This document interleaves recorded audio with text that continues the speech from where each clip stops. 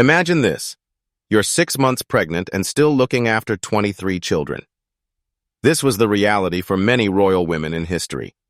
For centuries, royal women weren't just expected to have children. They were baby-making machines, trapped on a relentless treadmill of pregnancy and loss. Their value was measured almost entirely by their wombs. Married off as teenagers, they faced a brutal cycle. Conceive, give birth, hand the baby to nurses, recover just enough, and then back to the royal bedchamber to start all over again. They didn't fear menopause. They waited for it because it was their only way to freedom. In this episode, we explore the top 8 queens in history who gave birth to the most children. Born in 1593 to Persian nobles, Mumtaz Mahal married the future Emperor Shah Jahan at 19. While Shah Jahan had 2 other political wives, fathering 1 child with each as duty demanded, his heart belonged only to Mumtaz. He saw her as the most beautiful and virtuous woman alive. She wasn't just his wife. She was his closest advisor, traveling with him everywhere, even on military campaigns. He spoiled her with incredible riches and the highest salary ever given to a Mughal empress. Together, they had 14 children. Only 7 lived to adulthood. Among them, the influential Jahanara Begum and Aurangzeb, who would one day become emperor. Mumtaz's final childbirth was a nightmare. After 30 agonizing hours delivering her 14th child, Gohar, she bled to death. Heartbroken, Jahan poured his grief into building the magnificent Taj Mahal as her tomb. He was buried beside her 27 years later.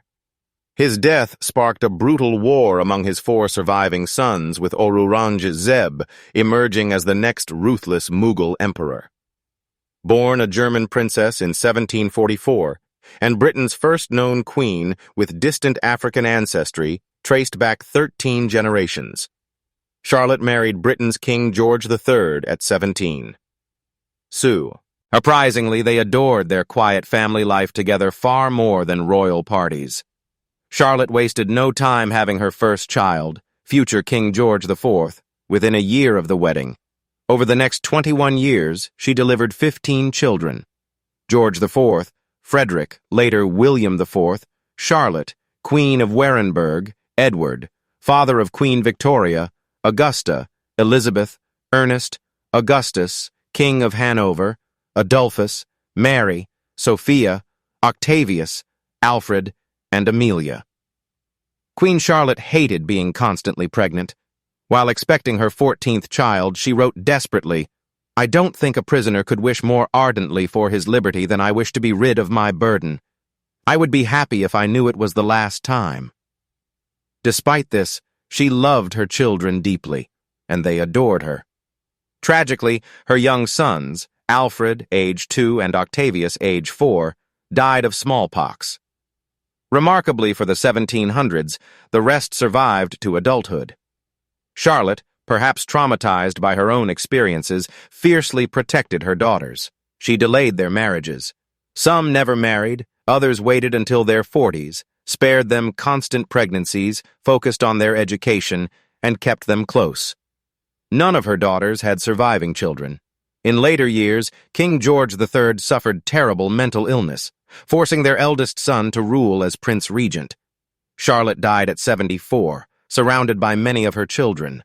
This Spanish princess, named after her famous great-grandmother, Elena of Aquitaine, married the future King Edward I of England when she was just 13, and he was 15. Edward was a fierce warrior, conquering Wales and battling Scotland. But at home, he was a devoted and faithful husband.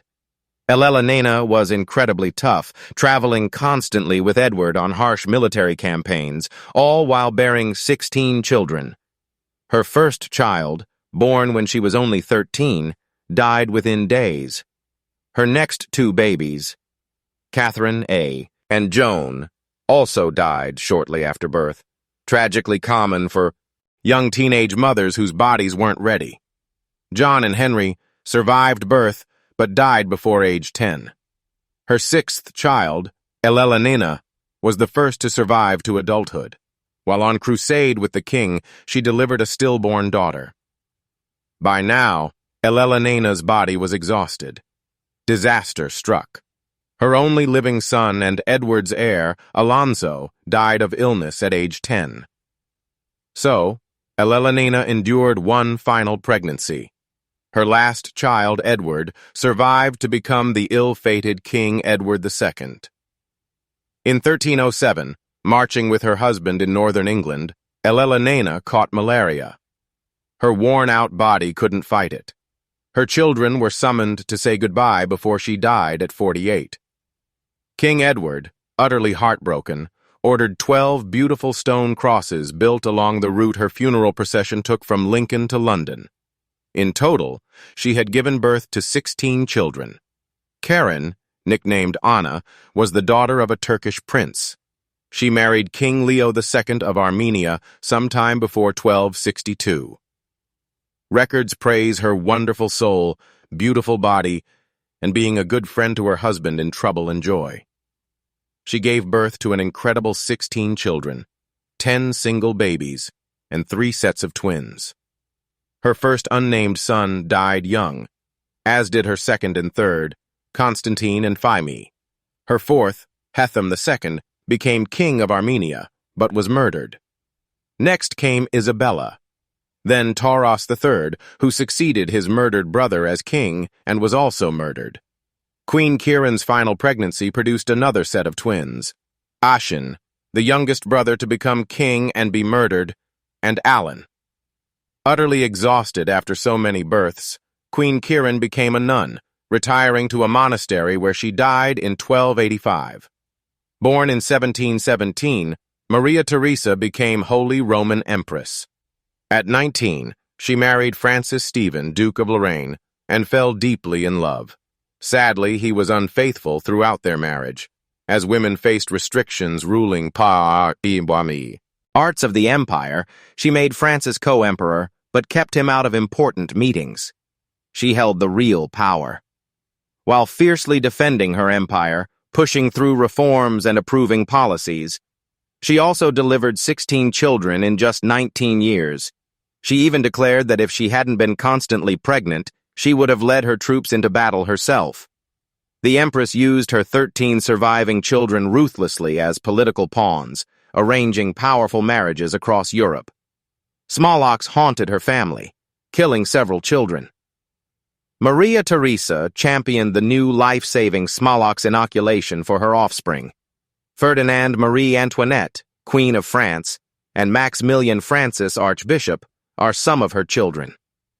Jealous of Francis's many mistresses, Maria Theresa created a chastity commission to crack down on prostitution, homosexuality, and adultery, secretly hoping to catch her husband.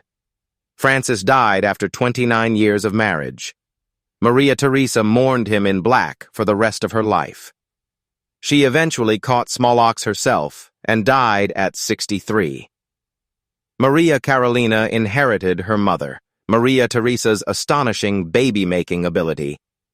She was incredibly close to her younger sister, Marie Antoinette, future Queen of France. Her mother had already promised 3 of Maria Carolina's sisters to King Ferdinand of Naples and Sicily, but all 3 tragically died of smallpox. Maria Carolina, next in line, was terrified. She wept and begged not to go, believing the marriage was cursed. Ignored, she was shipped off to Italy at 15. It was instant dislike. She found him very ugly, and he crudely complained about their wedding night. Disgust didn't stop duty. Maria Carolina gave birth to 17 children, though only 7 survived to adulthood. Ferdinand was a weak ruler, so Maria Carolina quickly seized power, copying her mother by using her surviving children for political marriages across Europe. When Napoleon invaded, the family fled to Austria, seeking help from her nephew, Emperor Francis I. Before Ferdinand could reclaim his thrones, the stressed Queen Maria Carolina was found dead on her floor, surrounded by papers. She'd suffered a stroke at 62. She never saw Napoleon's defeat or her husband's return. Born in 1665, Anne was the daughter of the future King James II. At 18, she married Prince George of Denmark. Their life became a heartbreaking story of loss. Their first child was a stillborn daughter. Then came Mary and Anne Sophia. When the girls were nearly 2 and 1, the family caught smallpox. Anne miscarried and both daughters died. The devastated couple often sat silently holding hands in grief. Over 16 years, Anne endured 18 pregnancies, losing every child to miscarriage, stillbirth, or early death. Only a few lived long enough to be named. Her 7th child, Prince William, Duke of Gloucester, survived the longest. He was Anne's beloved pride and joy, the last hope for the Stuart dynasty. He died aged 11 of an unknown illness. Her 8th, Mary, and 9th George babies were born alive and baptized, but died within hours. Her 15th pregnancy ended in miscarried twins, too early to identify. Doctors now believe Anne suffered from Hugh syndrome, sticky blood, making it nearly impossible for blood to flow through tiny fetal veins. A simple aspirin might have saved her babies. A heartbreaking thought. And now, the record holder, Darajan Dadani, Queen of Georgia, 23 children. Born a Georgian princess in 1738, Darajan was married off at just 12 years old to the 30-year-old future King Heraclius II, whose second wife had recently died. He already had 4 sons.